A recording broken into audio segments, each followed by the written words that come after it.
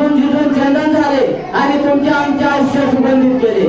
अशा सर्व महापुरुषांच्या पराक्रमाने, वीरांच्या त्यागाने, देवतांच्या वास्तव्याने, साधू संतांच्या ज्ञानाने, शेतकऱ्यांच्या कष्टाने पावन झालेल्या या पवित्र भूमीमध्ये संपन्न होत असलेला शुभ सोहळा आपल्या सर्वांचं पुन्हा एकदा आम्हा घरी जाणं शब्दांची रचले पाचवा वेद असलेले वारकरी संप्रदायातील महान संत जगद्गुरु तुकाराम महाराज यांच्या युक्तीप्रमाणे आपल्या सर्वांचं दोन्ही परिवाराच्या वतीने नम्रपूर्वक सहर्ष स्वागत करतो। धन्यवाद।